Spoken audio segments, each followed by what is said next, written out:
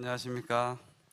잘 계셨죠? 지난주에. 네, 지난주에 뵌 분들 다 이제 그대로 오셨는데, 지난주에 했던 거 잠깐만 이제 복습을 해보면, 지난주에는 충치가 어떤 종류가 있고, 또 이거를 왜 생기는지, 또 예방을 하려면 어떻게 해야 되는지 이런 거에 대해서 얘기를 했고요. 또 양치하는 방법을 간단하게 알아봤습니다.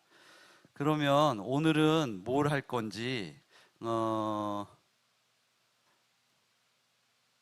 오늘은 잇몸 질환에 대해서 처음에 조금 말씀을 드릴 거예요. 그리고 할 수 있는 한 많은 정보를 여러분들과 같이 나눠보도록 하겠습니다. 자, 이분은 잇몸이 많이 나빠져 있는 상태죠. 뭐 여기 보면 여기 가운데에 있는 이는 굉장히 많이 흔들리고, 그리고 또 이제 곧 뽑히게 생겼어요. 잇몸 질환은 왜 생기냐면요, 세균 때문에 생깁니다. 세균이 그 원인이에요. 그런데 우리 몸에 입안에는 세균이 되게 많죠. 원래 많아요. 그런 장에도 많고 위에도 많고 많이 있죠. 그런데 내 몸의 면역력이 떨어지면, 그러면 그 세균의 활동이 훨씬 더 활발하고, 그 세균은 우리 몸을 많이 공격해서 우리 몸을 파괴하게 되어 있습니다. 그래서 지금 이렇게 잇몸질이 생기는 건 어떻게 보면 어쩔 수 없는 노화 과정일 수도 있어요. 네. 그래서 이렇게 조금씩 나이가 들면서 잇몸이 나빠지는데, 결국은 누가 오랫동안 이를 갖고 있느냐, 내 이를 가지고 있느냐가 굉장히 중요한 그런 문제겠죠. 예전에는 아까 노래 나왔던 그 60대 노부부의 이야기, 그거는 1980년대에 김광석이라는 가수가 불렀어요. 그때는 60대 후반이면 노부부를 했죠. 지금은 아니잖아요. 엊그제 제가 그 장례식을 한번 갔는데 6분이 이렇게 고인이 계셨어요. 이렇게. 그런데 5분이 90대예요. 한 분만 80대. 이제 바야흐로 거의 100세 시대입니다. 그러면 결국 누구든지 이는 빠질 거예요. 그때까지 이를 다 갖고 계신 분은, 내 이를 다 갖고 계신 분은 많지 않을 겁니다. 우리가 주변의 친구분들 보면요, 아마 어떤 분은 서로 간에 말을 안 해서 그렇지 이가 많이 없고 이런 분들 많이 있을 거예요. 그런데 이가 없으면 그 일을 뭐 틀니를 한다든지 임플란트를 한다든지, 그래서 어떻게든지 일을 해 놓으시면 돼요. 우리가 씹는 기능은 굉장히 중요합니다. 소화도 잘 돼야 되고요. 또 이 씹는 기능이 뇌에 자극을 줘서 우리 정신도 더 맑게 해줍니다. 자, 그러면 잇몸 질환은 이렇게 세균 때문에 생기는데, 그러면 예방할 수 있는 방법은 뭔가? 가장 좋은 거는 사실은 6개월에 한 번씩 치과 가는 게 가장 좋습니다. 괴롭더라도 가면 또 이것도 하라고 그러고 저것도 하라고 그러고, 그래서 괴롭고 무섭기도 하고, 그래서 난 안 갈래, 내년이나 갈까 하면 저렇게 됩니다. 그래서 가면 뭘 하냐? 기본적으로 아마 스케일링 하라고 할 거예요. 이를 좀 닦아주는 거거든요. 닦아주는 건데 스케일링을 하라고 할 텐데, 그건 그냥 사실은 하는 게 좋아요. 사실 스케일링은 의사 선생님이 하는 것도 아니고 그냥 거기 있던 위생사들이 하죠. 그런데 그건 우리 침에 있는 성분 중에 좀 딱딱한 성분들이 있어요. 시간이 지나면 딱딱해지는 그런 게 치석이라고 하죠. 치석이라고 하는데, 여기도 보면 이렇게 노랗게 있는 부분이, 여기가 이의 모양은 아니고 이건 치석입니다. 그런데 치석도 물론 독성이 있어요. 음식물 찌꺼기하고 세균이 딱딱하게 된 것이 치석이에요. 그런데 그 치석은 굉장히 울퉁불퉁합니다. 거기에 뭐가 잘 붙냐면 플라그가 잘 붙어요. 이 플라그가 잘 붙는데, 이 플라그가 독성이 상당히 강합니다. 그래서 우리의 잇몸 뼈를 조금씩 녹여요. 그런데 우리 여러 가지 우리 몸에 있는 질환 중에 만성 질환이 있어요. 만성 질환 중에 대표적인 것이 성인성 치주염입니다. 이게 바로 우리가 말하는, 우리가 그냥 풍치하는 그 풍치예요. 자, 풍치가 왜 풍치라고 할까요? 찬물 먹으면 시리니까. 그죠? 찬물 먹으면 시려요. 그래서 나 풍치야 이렇게 말씀하시는데, 바람 풍자 써가지고 바람이 들렸다 뭐 이렇게 얘기하시더라고요. 그래서 저도 어렸을 때 많이 들었는데, 풍치라는 얘기. 사실은 이 풍치가 뭐냐? 잇몸 질환이에요. 그래서 입뿌리가 이렇게 드러나니까, 옆에 있는 신경은 굉장히 예민해요. 입뿌리 쪽에서. 그래서 차가운 게 들어가면 굉장히 싫어집니다. 그럼 나도 지금 싫은 게 있는데 이거 어떡하지? 첫째 구별해야 될 거, 이가 썩었는지, 충치가 생겼는지 아닌지를 먼저 구별해야 돼요. 근데 충치가 안 생겼어. 근데 나는 이가 시려워. 그러면 두 가지 방법이에요. 하나는 너무 시려우면 어쩔 수 없이 신경치료도 하고 해야 됩니다. 그렇지만 이 정도면 내가 찬물이 이렇게 안 되면 참을 수 있어. 그러면 조금 달래가면서 지내면 시린 게 없어지기도 합니다. 없어져요. 충치가 생겼다고 해도 아주 조금 생겼으면요, 열심히 양치하면 진행하지 않습니다. 그러면 앞으로 치료하지 않아도 괜찮아요. 그런 충치도 있어요. 이게 어느 병원에 갔더니 5개 충치가 있어요. 5개 치료해야 돼요. 그리고 어느 병원에 갔더니 2개 있습니다. 2개 치료해야 돼요. 이렇게 얘기하고, 어느 병원에 갔더니 안 해도 될 것 같아요. 가세요. 6개월 있다 오세요. 이렇게 얘기하는 데도 있어요. 그러면 첫 번째 했던 사람은 왜 그랬을까요? 두 번째 사람은 왜 그랬고, 이 사람은 왜 이랬을까요? 이게 보는 시각에 따라 약간의 차이가 있을 수 있어요. 예를 들어서 지금 현 상태에서 이 치아가 썩었냐? 썩은 겁니다. 그런데 이게 앞으로 진행을 계속 할 건지 안 할 건지는 여러 가지 각도로 봐야 돼요. 그래서 내가 만약에 이 병원에 갔더니 5개 썩었다 그러고, 저 병원에 갔더니 2개 썩었다 그러면, 그리고 이 병원에 갔더니 나중에 6개월 있다 오세요 그러면 한 3개월 있다가 병원에 다시 가서 검사 받는 것도 괜찮아요. 그렇게 하셔도 제가 볼 때는 문제 없을 거라고 봅니다. 왜냐하면 한 선생님이 이거는 진행하지 않을 거라는 확신을 가지고 있으니까 6개월 있다 오라고 말씀하신 거거든요. 자, 그래서 그거는 이제 충치 얘기고, 잇몸 질환이 이렇게 생기면 이걸 예방하는 건 이 닦는 방법인데요. 지난번에 제가 이 닦는 방법 하루에 3번, 그리고 천천히 한 5분 정도 장난하듯이 살살 그랬죠? 자, 오늘은 다른 거 하나를 더 말씀드릴 거예요. 치간 칫솔이라고 있습니다. 들어보셨나요? 치간 칫솔. 치간 칫솔 같은 거예요. 요거 좀 잠깐 나눠주시겠어요? 전도사님. 여기 앞에 보면 8개 있습니다. 오늘 4분 오셨는데, 그거를 보면 색깔이 다를 거예요. 그거 한 색깔씩 나눠드리면 됩니다.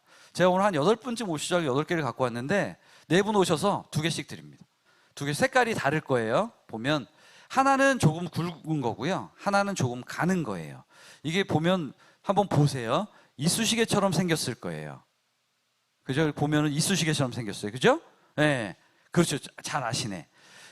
그렇죠. 이게 치간 칫솔인데요. 치간 칫솔을 뭔지는 아는 분도 많은데 잘 사용하지 못하는 분들도 많습니다. 치간 칫솔은 제가 왜 이걸 2개, 색깔이 왜 다를까요? 굵기가 달라요. 그러면 굵기가 다른 거를 왜 쓸까요? 사람마다 이하고 이 사이에, 이런 이하고 이 사이의 간격이 다르기 때문에 그렇습니다. 그리고 내 이 중에서도 이하고 이 사이의 간격이 달라요. 그러면 어떤 치간 칫솔을 써야 되냐? 그냥 쏙 들어가는 걸 써야 되냐? 아닙니다. 약간 저항이 조금 느껴질 정도, 그러니까 살짝 이렇게 조금 저항이 느껴지는 정도가 좋아요. 그 크기가 너무 빡빡하게 들어가서 쿵 밀어넣는 건 안 됩니다. 그렇게 하면 안 되고, 들어가기는 쏙 들어가는데 약간의 저항이 있는 정도, 그런 정도로 쓰셔야 돼요. 그래서 보면은 치간 칫솔이 몇 개 있을 거예요. 너무 오래 쓰진 마시고요. 요거는 슈퍼나 이런 큰 마트나 약국에 가면은 있어요. 그래서 그걸 좀 써보시고, 요 정도 크기가 나한테 맞다 그러면 그 정도 크기를 구입해서 쓰시면 됩니다. 굉장히 중요해요. 사실은 제가 볼 때 치간 칫솔이 칫솔보다 더 중요합니다.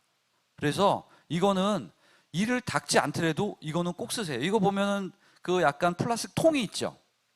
요거는 주머니 넣고 갖고 다니시기도 아주 편합니다. 그러니까 이렇게 주머니 넣고 갖고 다니시다가 밖에서도 얼마든지 하실 수 있어요. 이쑤시개 사용하시지 말고 이걸 사용하시는 게 훨씬 더 이의 건강에, 구강 건강에 훨씬 더 도움이 됩니다. 이거 쓰는 건 굉장히 간단하죠? 아시겠죠? 어떻게 하는지? 이하고 이 사이에 그냥, 너무 세게 하시면 안 돼요. 아주 부드럽게 하셔야 돼요. 음식물이 이하고 이 사이에서 잇몸 쪽으로 박혀 들어가면 오히려 더 안 좋습니다. 안 하느니만 못해요. 먼저 물로 물량치를 하고 그 다음에 하시는 거예요. 그래서 이 치간 칫솔을 잘 사용하면요, 앞으로 굉장히 큰 유익이 있는데, 자, 옛날에 사람들은 이를 닦았을까요? 안 닦았겠죠? 근데 닦았다는 얘기도 있습니다. 예전에 그 무슨 그 풀 같은 거 이런 걸로 해서 닦았다는 얘기도 있어요. 그렇지만 대부분 사람들은 안 닦았을 거예요. 그러면 우리들 한 열흘만 이를 안 닦으면 어떻게 될까요? 저희들이 학교 다닐 때 실험을 했어요. 일주일 동안 이를 안 닦으면 어떻게 되나? 학생들이 이제 실험을 하는 거예요. 일주일 동안 이 안 닦고 다녀요. 그리고 보면 플라그가 굉장히 많습니다. 한 3일만 지나잖아요. 미칠 것 같아요. 일 안 막 찜찜하고 막 그래서. 근데 일주일 지나니까요. 그닥지 찜찜하지 않아요. 이게 뭐냐면 사람은요. 이거를 열심히 이를 닦으면 내가 이 한 번 안 닦으면 굉장히 이상해요. 그걸 어디서 느낄 수 있냐? 이 치간 칫솔에서 느끼실 수 있습니다. 치간 칫솔을 잘 쓰신 분들은 한 일주일 정도 치간 칫솔을 안 쓰잖아요. 그러면 금방 너무너무 답답해요. 아니 일주일이 아니에요. 하루만 안 써도 너무 답답합니다. 그만큼 우리 잇몸을 깨끗하게 해주니까 치간 칫솔은 꼭 사용하시는 게 좋습니다. 자, 그러면 이는 이제 이렇게 만약에 이렇게 됐어요. 그러면 어떻게 해야 될까요? 일단 뽑아야 돼요. 내일을 계속 갖고 있는 게 좋다 이렇게 생각하는 분들이 주변에 많이 있죠. 어쨌든 내일을 갖고 있어야 돼 이렇게 생각하시는 분들이 있어요. 그렇지만 절대 그렇지 않습니다. 이는 최소한 3년 이상은 내가 잘 쓸 수 있을 때 그대로 두는 거예요. 3년 이상 잘 쓸 수 있다 그러면 그대로 주고, 예를 들어서 이 이가 굉장히 안 좋아요. 그러면 자기만 나빠질까요? 이쪽 있는 이도 나쁘게 만들고 이쪽 있는 이도 나쁘게 만듭니다. 이는요, 이를 뽑는 원칙을 제가 딱 말씀드릴게요. 첫째, 그 이가 너무 흔들리고 아파서 못 쓸 때가 있어요. 너무 많이 썩었거나 이가 너무 많이 흔들리거나 그래서 그럴 땐 뽑아야겠죠. 그런데 아직은 조금은 더 쓸 수 있지만 그 주변에 있는 이들이 그 이 때문에 망가질 가능성이 많을 때, 그럴 때는 조금 일찍 뽑습니다. 왜 그러냐면 그 이를 살리려고 하다가 멀쩡한 그 주변에 있는 이들까지 다 망가뜨려요. 그러면 안 되겠죠. 그럴 때는 뽑습니다. 보통 치과에 가면 제 생각으로는 거의 99%의 선생님들이 멀쩡하니 뽑자고는 잘 안 그래요. 그거는 그렇게 말하시는 사람은 제가 볼 때는 거의 없을 것 같아요. 그래서 대부분은 뽑자 그러는 말을 들었을 때는 이 이가 다 됐구나라고 생각하시는 게 맞아요. 우리 이는 턱뼈에 들어있죠. 턱뼈의 주변에는 여러 가지 중요한 그런 해부학적 구조물이 있습니다. 이 아래턱에는 굵은 신경하고 혈관이 지나가요. 위턱에는 여기 축농증 생기는 공간이 있어요. 우리가 이 때문에 이가 잇몸이 나빠져서 축농증이 생겼다, 이가 썩어서 축농증이 생겼다, 이런 얘기 못 들어보셨죠? 축농증이 생깁니다. 그게 어느 정도 생기냐면 만성 축농증이 생기는 10개 중에 1개 정도는 이 때문에 생겨요.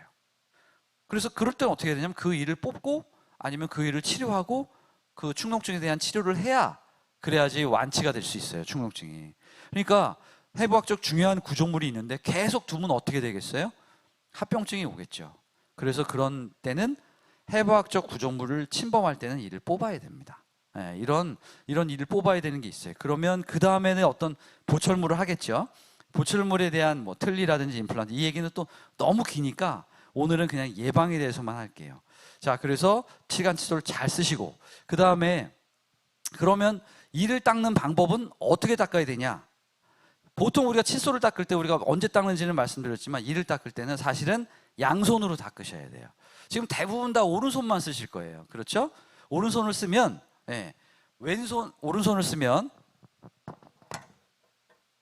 이쪽은 되지만 이쪽은 안 돼요. 잘 이렇게 손이 꺾이거든요. 그래서 이에 바깥쪽 면도 닦지만 안쪽 면도 닦아야 돼요. 이에 안쪽 면을 닦으려면 안쪽 면은, 오른쪽의 안쪽 면은 왼손으로 닦아야 돼요. 그렇지 않으면 절대 안 됩니다. 잘 안 돼요. 그러면 내가 여지껏 몇십 평생을 오른손으로 했는데 왼손으로 어떻게 하겠어? 못해? 그럴 수 있죠. 그런데 오른손이 가다가 탁 넘어져 갖고 탁 부러졌어요. 그래서 기부스를 했네. 그러면 왼손으로 콩을 집어 먹어야 되죠. 밥 먹어야 되잖아요. 못 할까요? 할 거려. 다 하시던데. 다 하시더라고요. 다 하십니다. 할 수 있어요. 얼마나 하면 되냐? 6개월만 열심히 하시면 양손을 자유자재로 쓰실 수 있는데 그 6개월 동안 이거를 하시면요 소근육 운동이 돼서 우리의 뇌 발전, 뇌가 퇴화되는데 굉장히 좋습니다. 소근육 운동도 될 수 있어요. 그래서 왼손을 꼭 쓰시고, 왼손을 꼭 쓰셔야 돼요. 자, 제 닦는 방법을 한번 볼게요. 이게 칫솔이에요. 자, 그러면 어떻게 닦죠? 이렇게 위아래로 닦나요? 네. 사실은 맞는 거기도 하지만 틀린 거기도 해요. 왜 그러냐면 이는 위아래로 닦지 말고 위에는 위에서 아래, 아래는 아래에서 위, 이렇게 닦으셔야 돼요. 이게 아니고 위에서 아래, 아래에서 위. 아셨죠? 왜 그러냐면 위에서 아래로 휙 내려버리면 아래에 있는 이는 그 플러그를 잇몸 속으로 집어넣어 버려요. 더 나쁩니다. 그래서 입을 앙 다물고 하면 안 돼요. 입을 약간 벌리시고, 크게 벌리는 거 아니에요. 얼굴에 힘 주지 말고 입을 살짝 벌리고 위는 위에서 아래, 아래는 아래에서 위. 앞니 다 마찬가지입니다. 조그만 걸로 하니까 그렇게 하면 시간이 엄청 걸리겠죠. 오래 걸립니다. 한 5분 닦으셔야 돼요. 네. 뭐 좋아하시는 노래, 김연자 씨 노래 이런 거 틀어놓고 닦으세요. 그러면 2번 들으시면 돼요.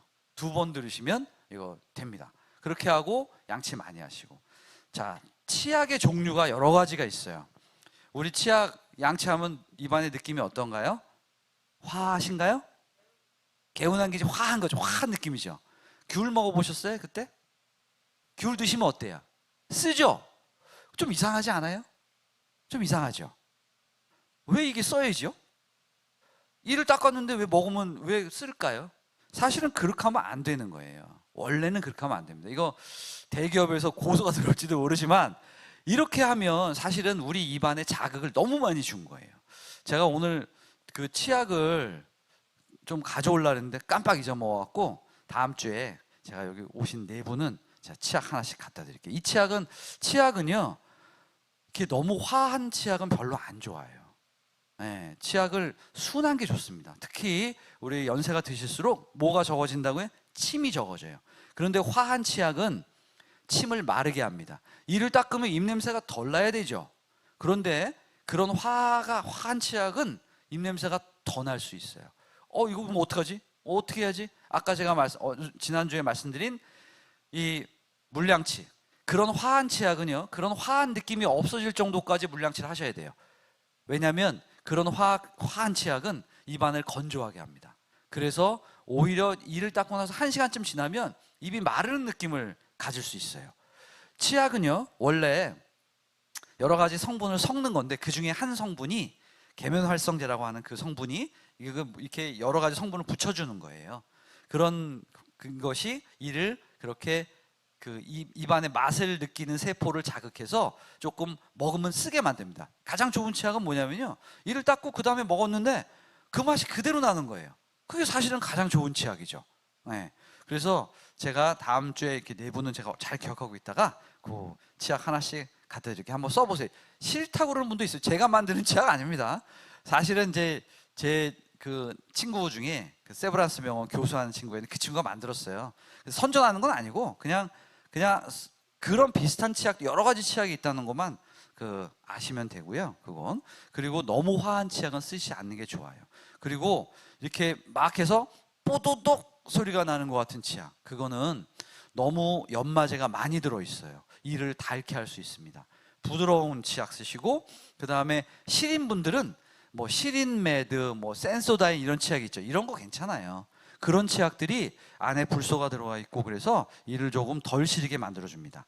치약은 사실 아무거나 쓰시지 말고 집에 있으니까 에이 이거 그냥 쓰자, 남은 건데 쓰지 뭐, 이러지 마시고 꼭 꼼꼼하게 잘 고르세요. 그걸. 자, 그리고 시간이 많이 지났는데 제가 침샘 마사지 하는 걸 마지막으로 말씀드릴게요. 침샘은 우리 귀 뒤에 하나 있습니다. 여기 큰 거 하나 있어요.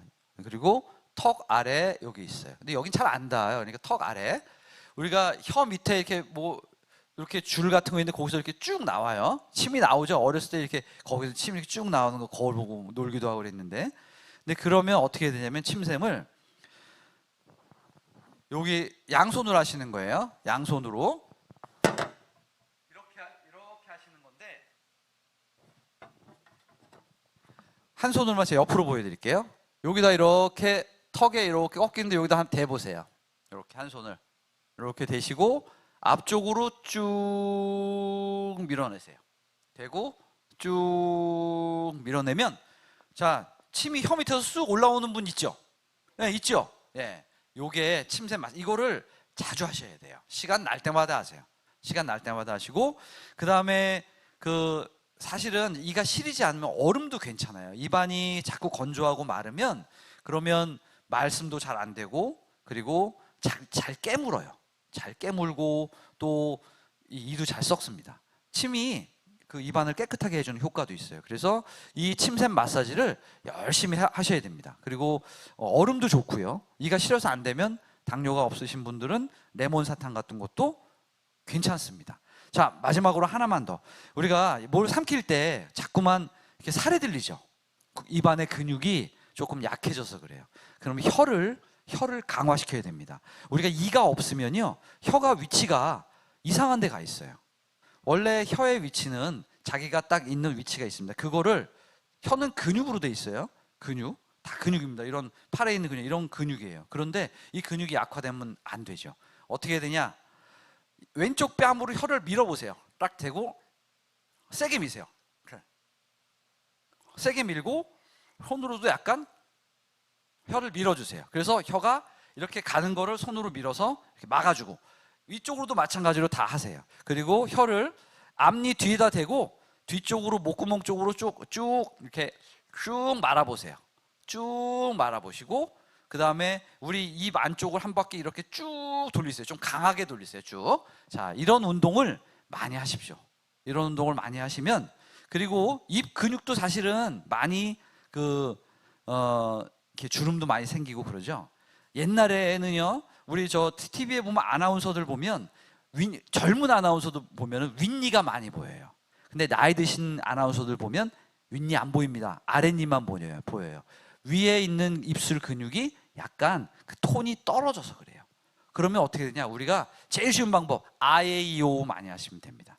아에 이오우 이거를 많이 하셔서 근육의 힘을, 입 주변에 있는 근육의 힘을 키워주시는 게 좋아요. 그리고 가장 중요한 거, 요즘 환절기에는 면역력이 중요합니다. 잘 드시고 또 잘 주무시고, 그 다음에 운동도 적당히 하시고, 너무 많이 하지 마시고 적당한 운동하시고, 이래서 몸을 잘 건강하게 하시면 면역력도 좋아지고, 또 면역력이 좋아지면 잇몸 질환도 많이 예방이 될 수 있어요. 자, 제가 이제 말씀드릴 거 굉장히 많기도 한데, 사실 뭐 시간이 이렇게 제한돼 있으니까 이 정도 하고요. 혹시 내가 평소에 뭐 이렇게 살다가 보니까 이거는 누구는 이렇게 얘기하고 누구는 이렇게 얘기해서 되게 궁금한 게 있는데, 그런 거 있으면 한번 말씀해 보세요. 있으면 제가 말씀드리고, 아니면 다음번에 궁금한 게 있으시면 그때 말씀하시면은 이제 또 하겠습니다. 네. 뭐 괜찮았어요? 네, 권사님.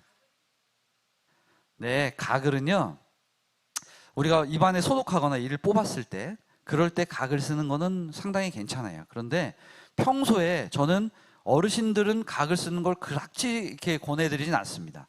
가글은 약간 입안을 건조하게 만들 수 있어요. 약간의 알코올 성분이 있거든요. 건조하게 만들 수 있는데, 그러면 어떻게, 쓰고 싶은데 어떻게 하지? 물을 좀 타세요. 물을 좀 타서 간을 이렇게 비슷하게 맞추세요. 적당하게. 그래서 쓰면 큰 문제 없고요. 약국에서 파는 가글 중에 굉장히 강한 것들이 있어요. 그거는 진짜로 소독할 때만 쓰는 것들이 있습니다. 그런 걸 원액으로 쓰시면 안 좋아요. 너무 많은 입안에 자극을 주시면 입안에 어떤 다른 병들이 생길 수 있어요. 그래서 나쁜 병들은 아니지만 괴롭게 하는 병들이 생길 수 있습니다. 말씀드린 캔디다증이라든지 아니면 구강 편평태손이라는 질환들, 이런 것도 생길 수 있어요. 그러니까 어르신들은 너무 가글 많이 하지 마십시오. 네, 대신에 물 타서 하시면 괜찮아요. 네. 자, 여기까지 하겠습니다. 네.